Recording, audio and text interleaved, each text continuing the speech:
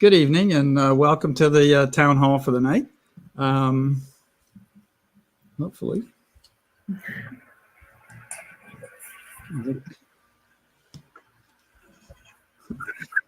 I have some slides to stick up here, but we can't figure. I think we got the background on.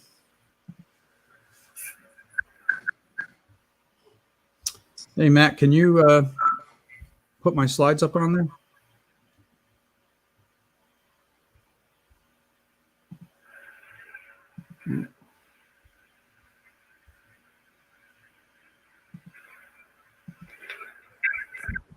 That overlay is over the top of me.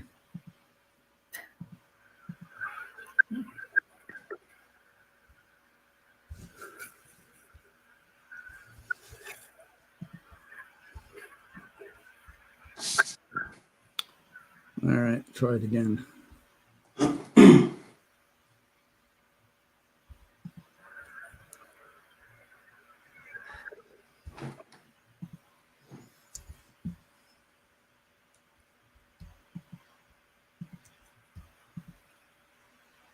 There we go. Finally here.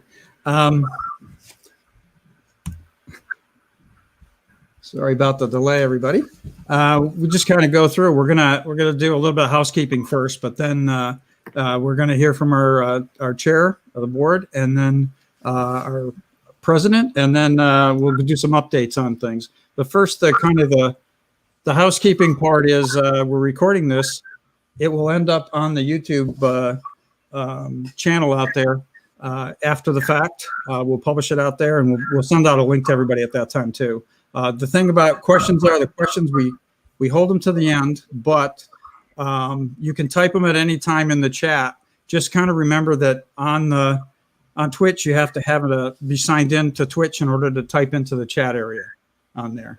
And we're going to stop at 7 o'clock. And if we have any other questions, we'll try to address those via email and kind of follow up. And again, as this season progresses, I'm sure we're going to have many more of these same kind of sessions just to keep everybody up to speed. So I'd like to introduce now Dean Roberts, our chairman of the board for First Chesapeake, to say a few words. Okay. Thank you, Ron. Here we are, last couple of weeks of 2020, and what a year it's been. It's been incredible, hasn't it? What a year. And for our personal lives and our careers and business lives and so on. And I think we'll never have a year quite like it. It's quite unique. So first thing I want to do is just say thanks. Thanks for being team players. Thanks for helping everybody out. And actually, I think when we look back on 2020, we'll see that there were some good things, particularly for us in First Chesapeake, that we can sort of look back on and say, yeah, that was a pivot, that we moved into some good things happening in terms of what we do as an entity for First Chesapeake. I just want to say a few words about what we do on the board. Not the boring stuff, but the sort of the more general stuff that's more applicable to everybody out in the field. And I think I've mentioned before that essentially the board's role is about governance, but I like to bolt onto that enablement. We enable things to happen at a bigger strategic level. And I just wanted to talk about three things very quickly. First of all, I want to assure everybody that we are focused on safety. In the line of, particularly in this with the pandemic, whatever we do as an organization, we are focused on your safety, and we would not ever ask you to do anything that's unsafe. So I just wanted to say that right up front. A couple of other things that we've done on the board that I just want to share with you. And it became quite clear in April, May time that this season was going to be different. This year is going to be different. And we sort of had two options in front of us. One would be to sort of just huddle down and let it wash over us and let things happen and just hope for the best. And the alternative was, okay, let's try and make things happen. We got this adversity in front of us. Let's see if we can innovate. And Leanne and the team sort of put the proposal together with that mandate. Hey, board, can we go away and do some stuff? Turn on a dime and create new things and create new programs, because we think it's inevitable that we're going to have to do something really different this year, going into 2021. And we were gladly, accepted that and as a result, I can tell you that we are actually a lot more stable, a lot more secure because we've done that. We are a good organization. We're in good standing. I can tell you that as the chair. So I think you can be very pleased with what we've done over the last year in terms of turning on a dime, not totally reinventing ourselves, but doing some stuff that's really different. And you ought to be proud of what you've done and what the team has done to make that happen. And thirdly, just on very personal things, very personal to me, is what we've done on under-resourced teams and equity, diversity, and inclusion. A couple of things to say on that. One is, we all recognize what's been happening in our streets and demonstrations early in on the year about some of these issues. But, it's First Chesapeake, we have a mandate and a mission to actually be present in every school. And to do that, we need to focus more of our attention on some of these under-resourced areas, and particularly thinking about equity, diversity, and inclusion. And we've spent time on the board looking at that, and you'll see the rollout of some of these programs going forward. So I think that's something, again, on the board, we're very proud of being able to make that happen. So I won't go on anymore. I won't steal any thunder from the people that are going to speak after me. I just wanted to thank you again. Thank you for leaning in and making things happen and being understanding, being creative for getting us through 2020. And over the next few weeks, take some downtime, take some time off. And if you're lucky enough to be with your family, enjoy that. If not, Zoom with them, which is what I will do with my family back in the UK. We'll have big, huge Zooms to keep together. Normally I would travel back. So it's important to have some downtime. And of course, as a typical leader will say to you, all the ready for you to come back for 2021 and get yourself ready for a real challenging year next year. So those are the few things that I just wanted to share with you. I think I need to hand over to Leanne now to sort of give you some more detail. Thank you, Dean. Can y'all hear me? Just want to make sure. Yeah. Okay, great. All right. And I did want to point out that Dean is wearing our official volunteer T-shirt, our Connected volunteer T-shirt. For those of you who are interested, volunteers receive them complimentary, and they are also on sale. So I wanted to also add my appreciation to this. I wanted to take a couple of minutes just to let everybody know how much their efforts have been appreciated over these past months. So far, this season has been filled with more than its fair share of challenges, and your patience and understanding has meant more than you could ever know to the First Chesapeake staff. So I'm asking for your continued patience as we adapt to what seems to be ever-changing health and safety guidelines, as well as updated instructions that are coming from First headquarters. And we're doing our best as we enter this season to firm up not only a plan A, but also a plan B and a plan C, to bring the excitement of the competition season to our teams while keeping everyone safe. These plans that I'm talking about take into consideration the most updated health and safety guidelines, limitations regarding large gatherings, and teams' abilities to participate in the events. It's a lot of moving parts, and we may not always get it right the first time, but please know that we're trying to do our best. I also want to make sure that the First Chesapeake community realizes that one size does not fit all this year, that some teams may not be able to take part in these hybrid events because of school restrictions. Some volunteers may not be able to volunteer in person at an event because they have a family member at home, or even their own health is compromised. In the end, everyone needs to make their own decision. We are simply trying to provide the best options that we can. So trust me, I realize that these past months haven't been easy for anyone. And the good news is that many of the decisions that we've had to make or are going to have to make should only be for this season.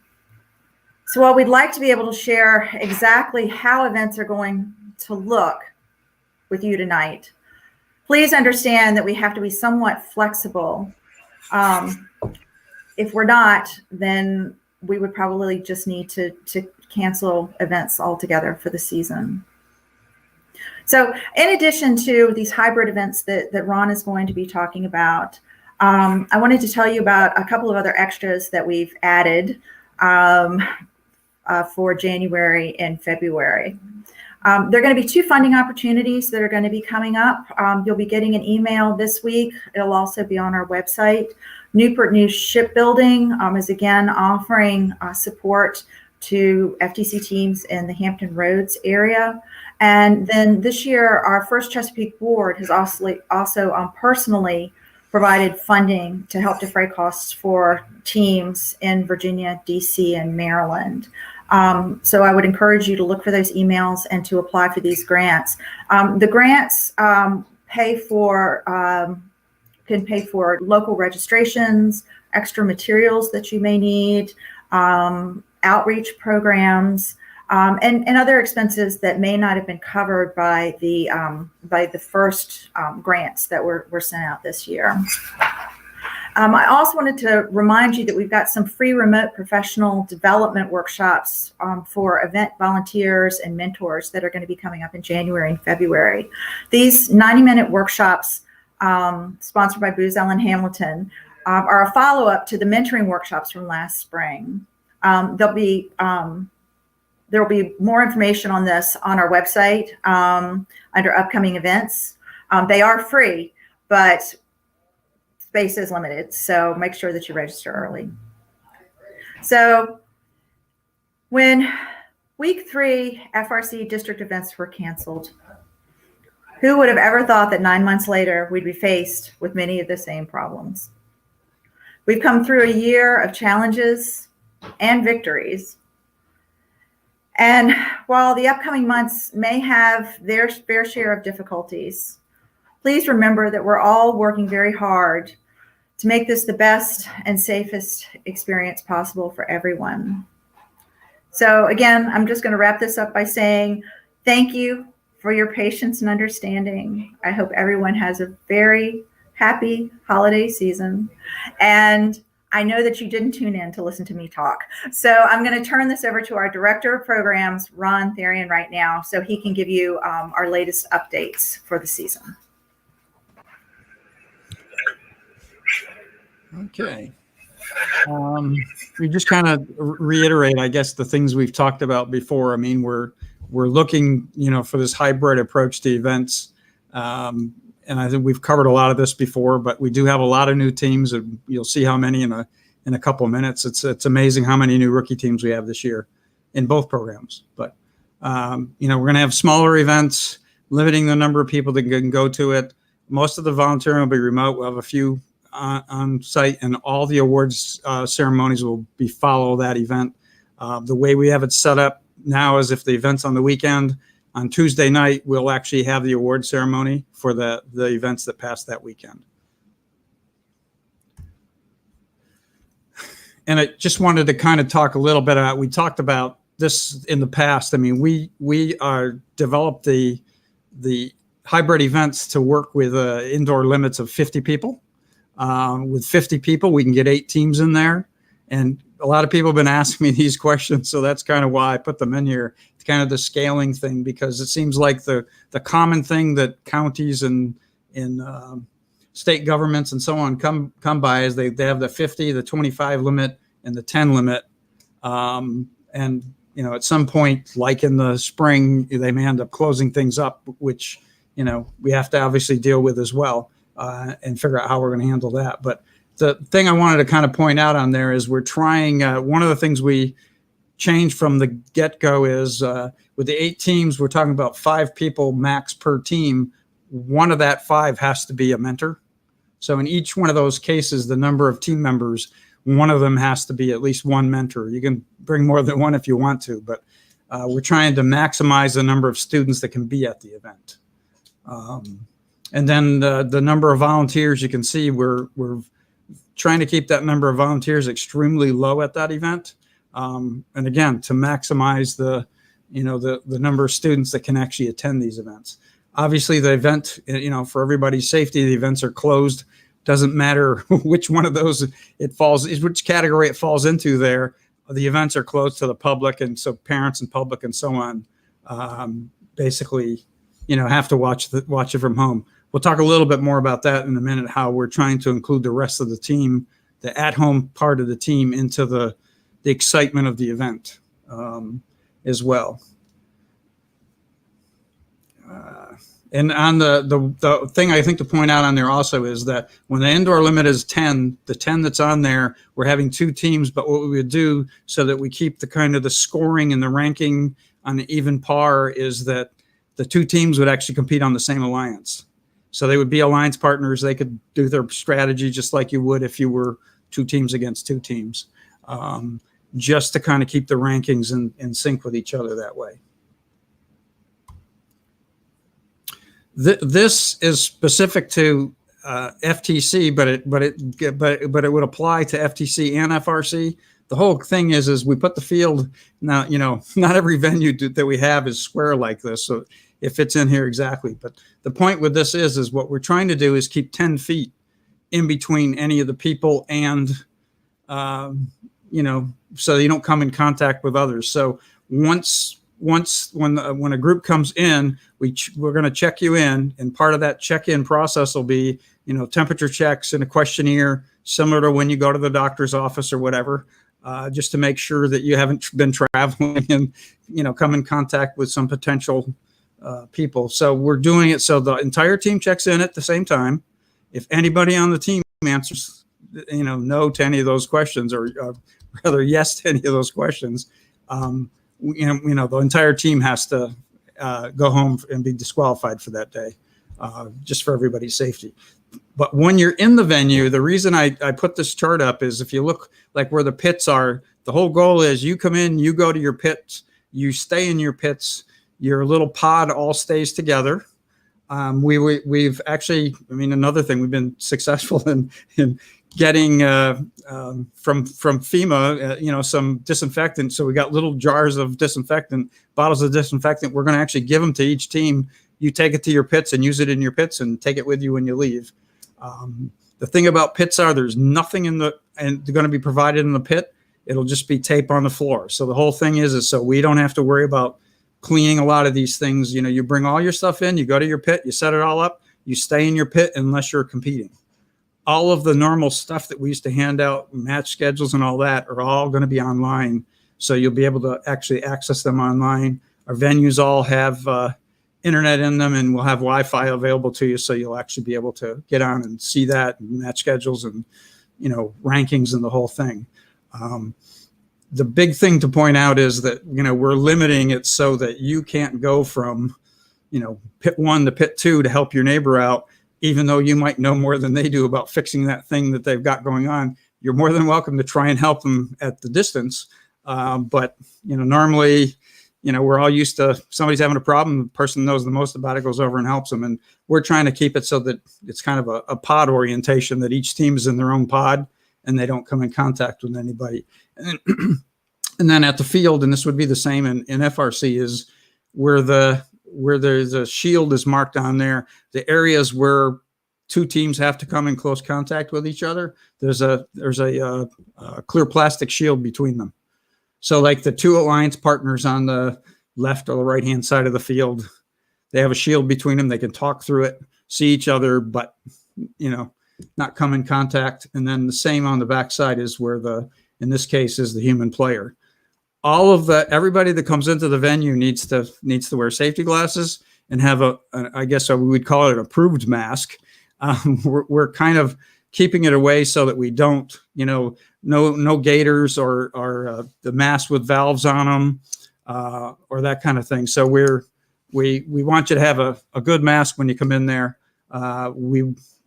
Teams have to provide all that stuff themselves. So you bring all that with you. We're going to provide water at the facility, no food or any of that inside the facility. So we're just trying to keep it to a bare minimum inside of there. And then it also will help us turn around. So one group of teams come in, they compete. We're going to do a kind of a deep clean in between. We've got a fogger and everything that for the areas that we, aren't easily accessible to wipe down, we'll be able to clean those as well. And so, like I say, if the pits are all gone and that's all open area, it's going to be a lot easier to clean. We have to really worry about the field. And then I just wanted to point out and again, this is out there for FTC right now. We're in the process of putting it out there for FRC. But if you go to that eventsfirstchesapeake.org site, you can go down and you can kind of go down into different events, clicking on them. And this is the information you'll see for that event. The big thing I wanted to point out on here is that COVID policy that's on there really is that safety plan. You can read that in more detail. On the right-hand side of that screen is one of the menu selections from the top, and that there has the FTC hybrid frequently asked questions. All the big questions we've been getting from a lot of teams, we tried to answer them in there about how we were, try to handle some of this stuff there. So that's on there. And then, the other piece we're doing is the consent release form. You'll see is on the bottom of that. You can click on that. You can actually print it out. And we're asking everybody who's coming to the event to print it out, get it signed ahead of time. Then you bring it in and you turn it in as part of the check-in. And that's kind of how we know who was specifically at that event. So that if we needed to give that to like the Board of Health or something, and they could contact you, kind of thing.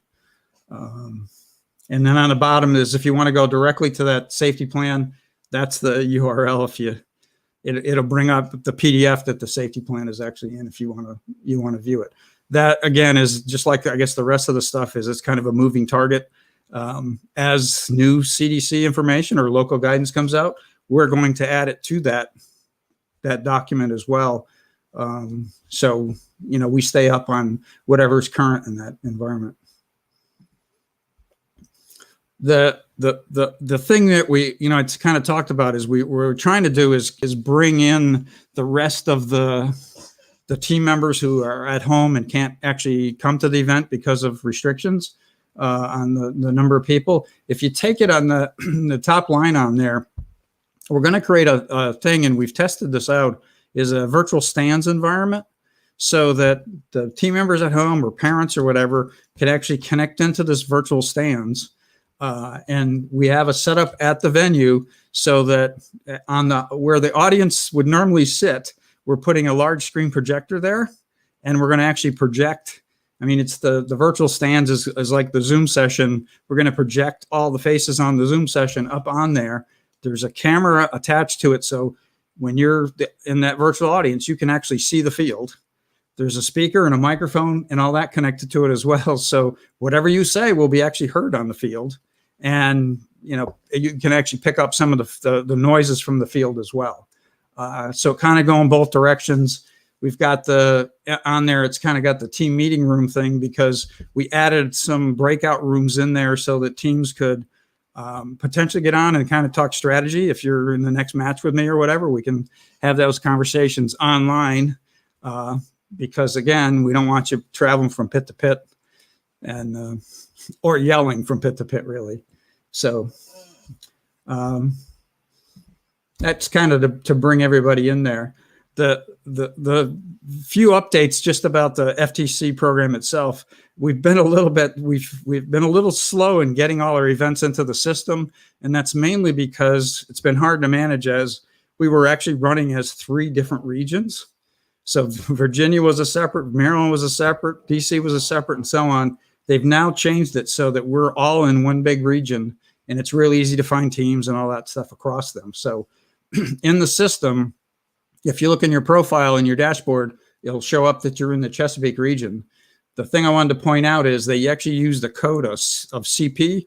So normally they put the state in there, but they had to come up with something for Chesapeake. So they put CP in there as Chesapeake. So if you go to the FTC-events at firstinspires.org site, you'll see all of our events listed out there under the CP code.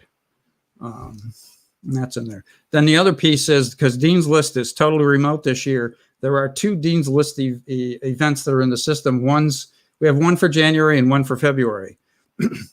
Even though there's one event in February, we may take and break that out depending on how many people apply in February, because that's when we're expecting. Usually you get the most towards the end. We will break that out and break that into maybe 2 or 3 different groups of people that we'll interview, so we can get through them all. But for you doing your submissions, you put them in there. The other thing is, if you're going to do 2 submissions, you need to do the 2 submissions the same month. I had somebody today actually that wanted to do one this month and one next month. So you have to do it by the 15th of this month in order to get it in for the January one, and 15th of January to get it in for the February one, and so on. The big thing to point out here, and this is true in FRC also, but there is no path forward or qualifications for going on to Worlds. Worlds is going to be some kind of celebration. They haven't decided exactly what it is or how you're going to get there. I'm assuming it's going to be some kind of invitational thing, but your performance during our Chesapeake season isn't going to have a play in how you get to that next step. So this is like a little bit on the stats side. There's a lot of numbers on this page, but on the lower right-hand side, you can see, we now have, and that number's actually, I had another one today. So we have 123 teams that have actually paid First Chesapeake for doing events. And you can see there's that, and the paid first is actually now at 147. So there's been a lot of teams and in the last couple of weeks, we've been slowly adding more teams coming in. The real good news on there, if you look at it, is on the right-hand side there. There's 26 rookie teams that actually are 26 FTC rookie teams that are on there, which is pretty amazing. But if I go back to that first column in there, we have 122 teams that paid us for registered for events. Only 99 of them actually registered. And out of that 99, there's a handful of them that only registered for one event. They didn't actually register for 2 events yet. But if you look at that, you got, now I guess it's like we have like 24 teams that still need to pick events that they paid for. So if we'll be adding, if at 23 teams, you're adding 46 different event registrations in there. And then the other one, as I was kind of did on the other side under the paid first, the teams that paid first and haven't paid Chesapeake yet, there's some of those teams obviously are not going to compete for the year. They just paid first. But if you took out of the 43, you took 20 of them and said that's another 40 registrations. So, if you look at it there, there's 86 potential additional plays that nobody has registered for at this moment in time that could happen. So on the left-hand side is basically, those are all the events that are in the system right now at this moment.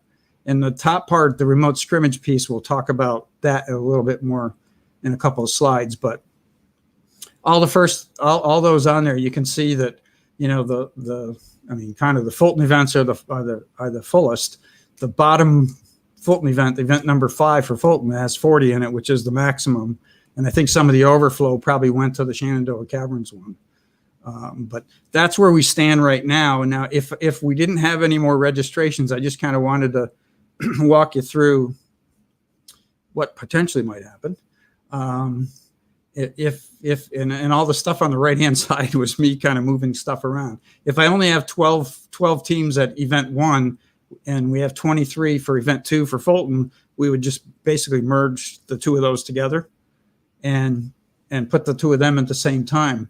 And if you look at the 6 that are registered for Fairlawn, I also merged them into Fulton too. So I just wanted to talk a little bit about that, because one of the things we're looking at is our more remote events have fewer teams at them, so they tend not to fill up as much. So what we're looking at doing is just making them a cohort in a different event. So like what is in Fulton event 2 would have, the people that were registered for event 1, but also have one of the cohorts would be the Fairlawn. The 6 registered at Fairlawn would be one of the cohorts for that event. So they'd all fall into there. They would be judged. The judging would take place across all those same teams. So in essence, we'd end up with 40 teams. And I know if you do the math, that comes out to 41. But the reason that it's 40 is one of the 12 teams that's registered for event 1 is also registered for event 2. So I can't merge them twice. They're only going to play once. So they'll end up being someplace else. But a 40 is a full one for us that way. And then if you look at the one on there, what I did is because there's only 10 teams at Colonial Heights, it doesn't make sense to have that event. We just move them down to their next week of play as well, right? So, and they only had 8 the next week for Colonial Heights, so we put the 2 of them together, and that gives you the 24. And then it also, we pulled forward 6 from the following week, so that it gets the number up to 24. So we have 24 there, and we have 35 in Fulton for that week. And then kind of the same thing going down. You can kind of follow the flow down there. So the ones that end up that have that in that one column have zeros in them are events that they end up getting replaced with something else, right? So all the people that sign up for these all get served someplace. It may be at a different week or whatever. And as we would move these around, I just want to point out is, we're going to give it until the end of the first week in January to try to get teams to sign up. So if you haven't registered, we're trying to try to get you to register in there. Some of the grants and things that Leanne was talking about, certainly, can potentially help some of the teams in being able to actually have the funds to register or buy parts for the robot and so on. So that's kind of the gist of it. So some of the events, the point is some of the events are going to go away. Some of them are going to be those merged events. And a lot of the Shenandoah Caverns and the Fairlawn tend to be smaller places. So they'll be kind of put together.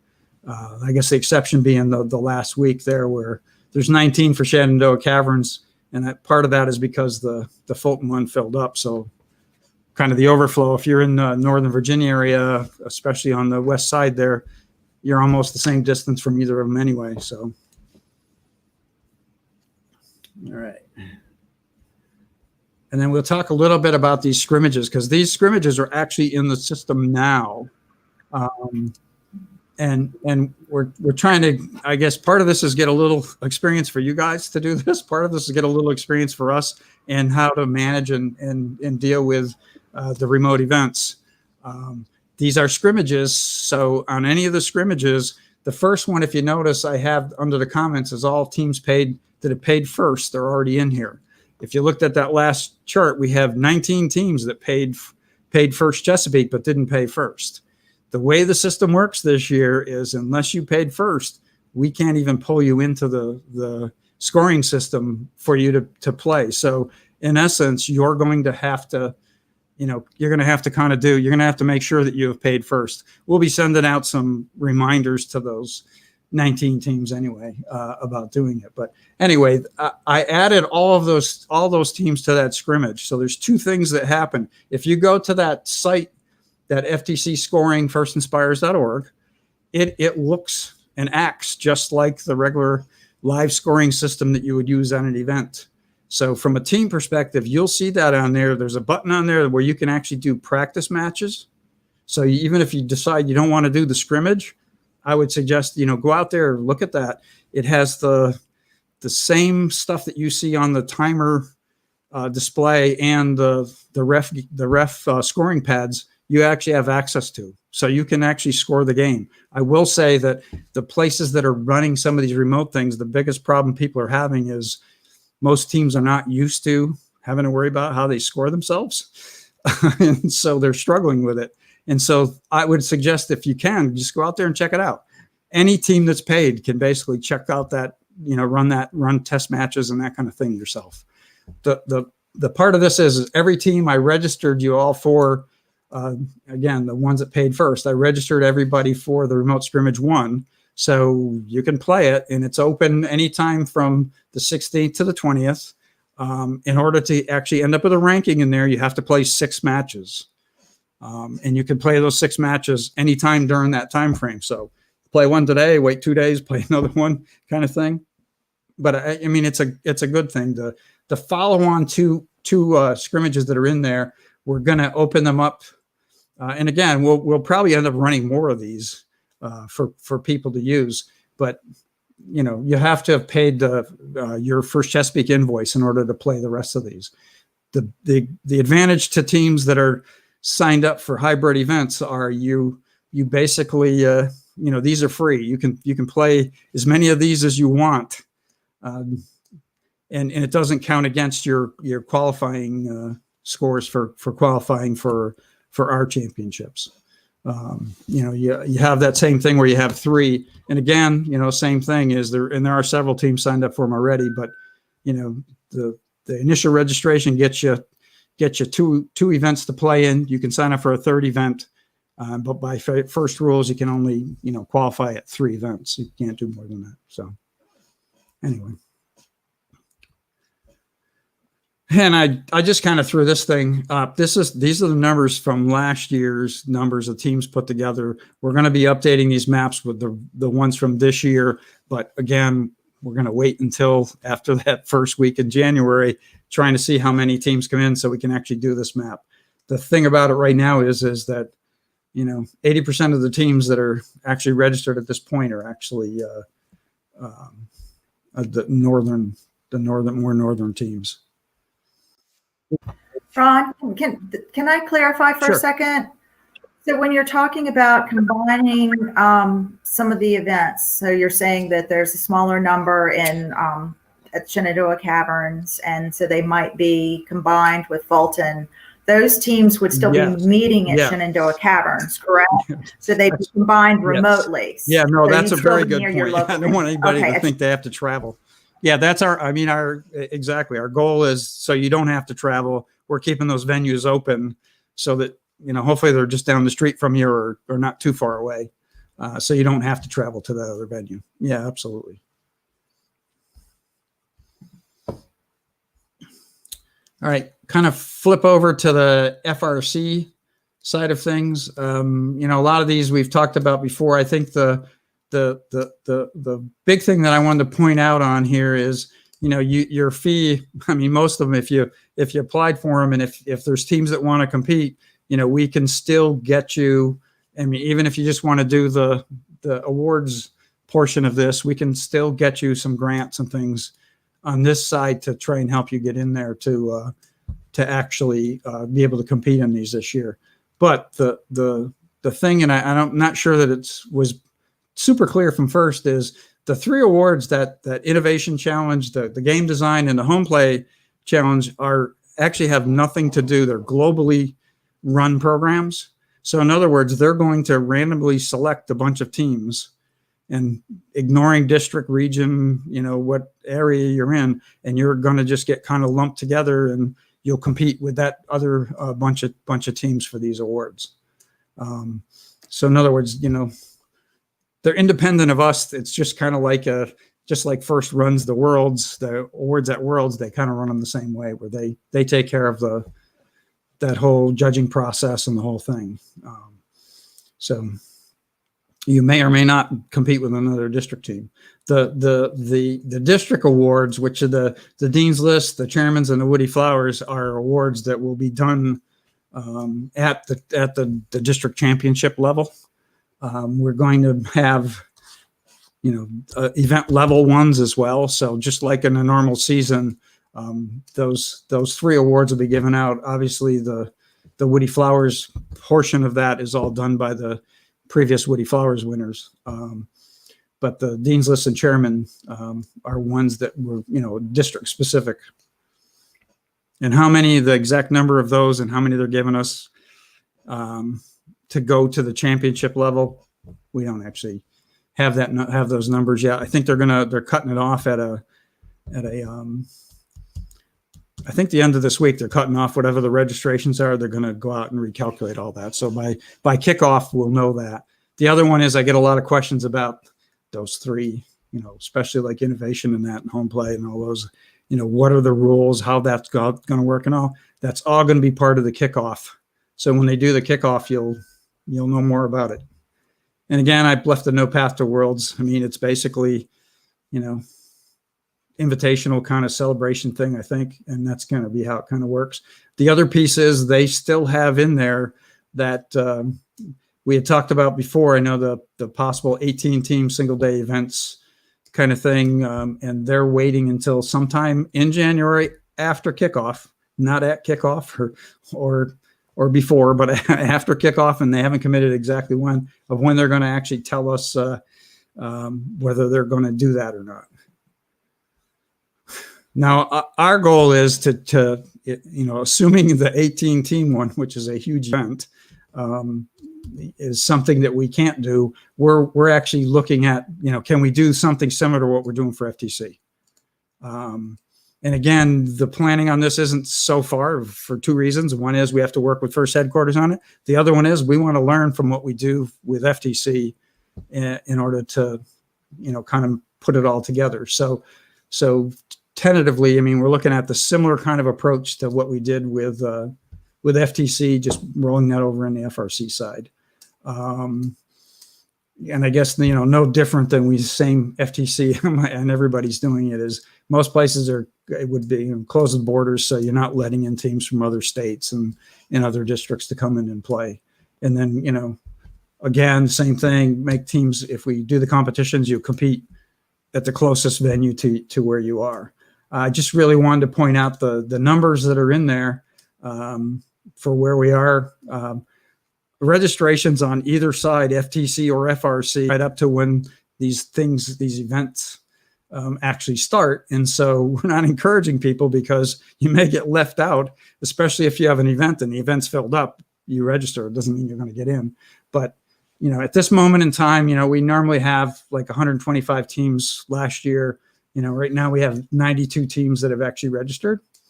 There are 3 teams that haven't finished payment on there, and we're going to make sure that we help them get that payment done because you don't get your kit of parts actually until that happens. We have 3 rookies, and I have the other rookie in one with the one in there is we have a rookie that sent their money in to pay First Headquarters along with paying a couple of veteran teams at the same time, and First sent the money back to them, telling them they already paid. So we're trying to get that money paid because they obviously are going to need their kit of parts more so than the other folks are. So in the end, we should end up with 4 of them because they're very committed to doing it, and there are a couple of in that county there's a couple of veteran teams that are great at helping them make sure they get through the process. So. And again, they're the same 3 locations as the other one. And you can, kind of see the layout based on last year's numbers, not based on what there's out there this year. And again, where we redo these in January. Okay. So that's all I had. So, and I think there's a bunch of questions out there already, but I'm not totally sure what we have. Let's see. Okay, there's a question here about, can we have a Discord group for the events so teams can communicate with each other at the events? So we're using Discord behind the scenes for volunteers, but there's a thing that First Headquarters does not like us. They do not want us to use Discord with students. And that's mainly because once they're on there and that student's name, a lot of the students are on other Discords. They can go out and somebody can direct message them, and we have no control over that. So they basically have asked us not to allow students on any of our Discords. And I know the students all have them everywhere else, but from an official position, we basically can't use them. Okay, approved masks, meaning CDC approved. I mean, we're looking at stuff like, like a multi-layer homemade mask or things like that, or the surgical masks or that kind of thing. We're not saying go out and or try to buy a N95 mask or something like that, but we want to make sure that it's a real mask and not. The Gators, you see it. If you watch the sports, all the coaches have them, and the second they start yelling, they take it off. And we're not interested in having you take it off when you start yelling across at the other team or something to help you out. So we want to make sure that it's a decent mask that you're actually using. And those are spelled out. If you look at that safety document, you go in there, we actually spell out more of that information in there. It's hard because the only, like for FDA approval, where they actually test the N95 thing, well, nobody's tested them for the, what they call the KN95s. They test it once to make sure it doesn't, but they don't test every mask or every batch or any of that stuff. So what else we got? Okay, so then there's another question here. Do North and South regionals advance directly to Worlds? There's another stage in between, and hopefully I answered that already with the fact that there really is no advancement to Worlds at this time. I guess indirectly in a way, the Dean's List students are the ones that actually, can end up going there because they're going to have the competition at that level as well. But it's not anything that your team is going to necessarily get just for being the top. It's kind of bragging rights within our own region for this year. Okay, yeah, and then another question about the World's advancements and is it going to change for all FTC teams? And yes, it's the exact same thing for everybody anywhere in the world. And hopefully everybody can kind of imagine, we have enough trouble with just having to deal with multiple states and all the counties and school districts and all that we deal with. They've got to has to deal with the world. It's kind of like, at Worlds, you got teams coming from 12 countries or, whatever. And, it's a much bigger problem than we have. And thank goodness we don't have to deal with that. But, okay, what do we mean by Worlds being a celebration? In essence, we don't know exactly what that means. I think it kind of comes down to they have those venues. They've basically paid for those venues. They'd like to use them for something, and they call it a celebration because they'd like to get as many teams or whatever they can get there at the time when that event comes up. And hence why they can't really tell you now because, several months from now, who knows? We may be in good shape. Who knows? If this, enough of the vaccine gets out there and enough people take it by summer, it might not be so bad. So who knows? But I doubt it'll be a worldwide thing anyway. Okay, next one here. There's a suggestion here, and we've actually thought about this one here, is suggestion on Discord group, have each team create a team account for Discord. And that way, we're not giving out individual Discord names. And yeah, that is actually something that we've thought about and considered, and that is a possibility that we could do something like that specifically, so you could communicate at the, basically your mentor or coach would sign on, and that would take care of that one.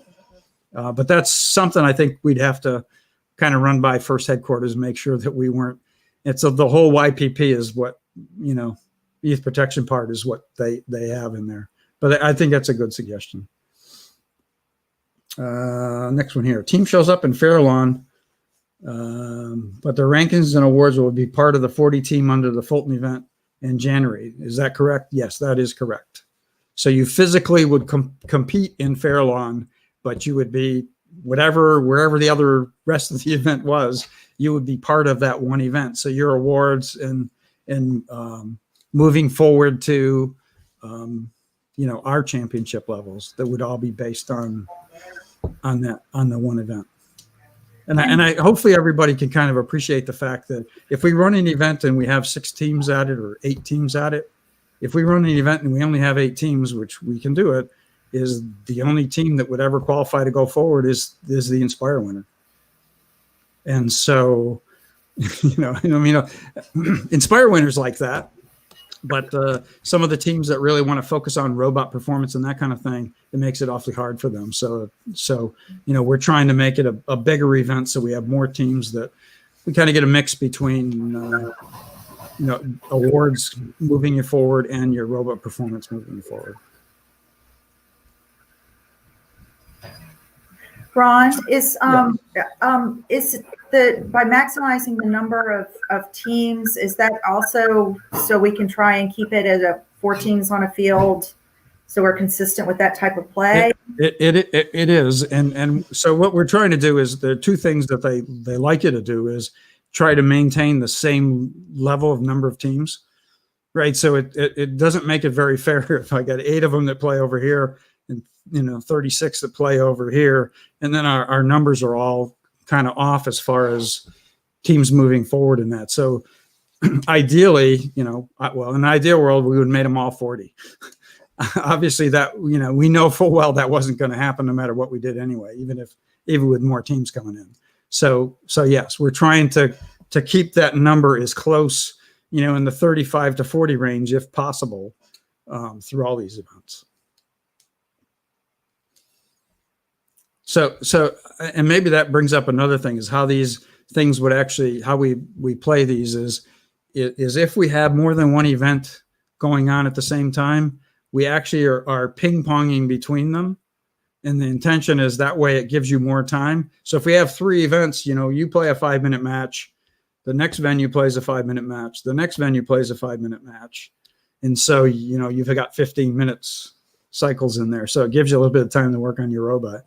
If when these, even though like Fairlawn would be part of Fulton in that one case, we play one match at Fulton, we play another match at Fairlawn, and then we go back to Fulton. So it would kind of ping pong back and forth until to give the extra time, because, and I think the teams probably know it better than I do.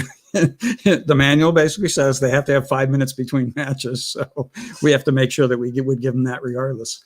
And so we're basically going to, the Twitch feed that we want to stream out of this is one Twitch feed that'll basically be all the events all put together, bouncing around between venues or events. Okay, let's see.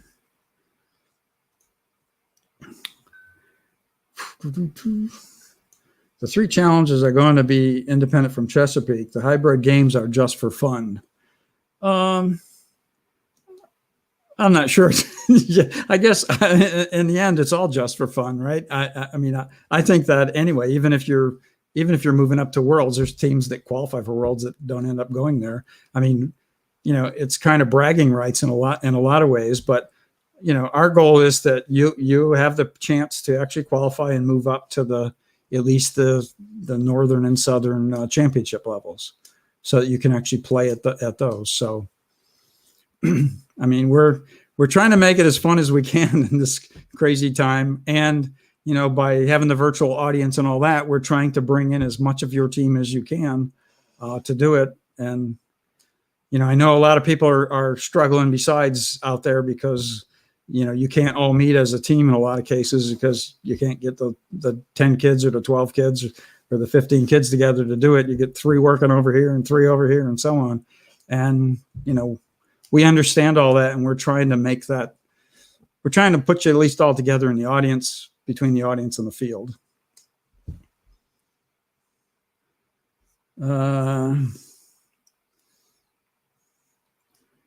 Yeah, would states and rankings for states and awards at this level still exist with the new system?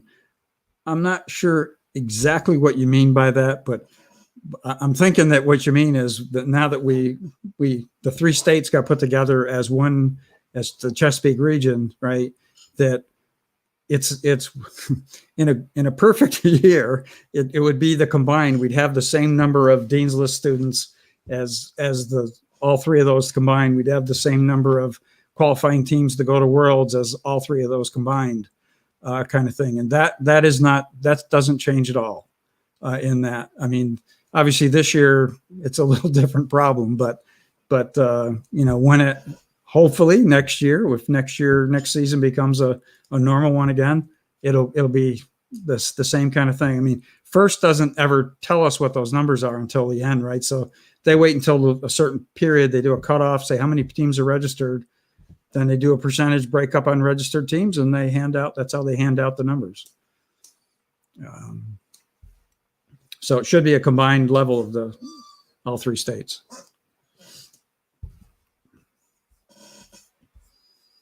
Any other questions?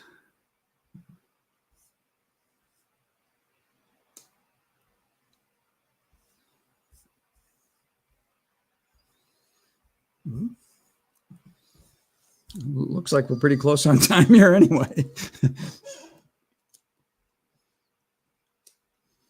I guess as at any other time, if you have other questions, you come up with questions, feel free to either email me, call me, or the same with Leanne, and just ask us the questions, and we'll try to come up with an answer for you with it. If it's something we didn't think about, we definitely would appreciate knowing it also. All right. I think that's it. If we want to go ahead and wrap it up, then thanks for attending.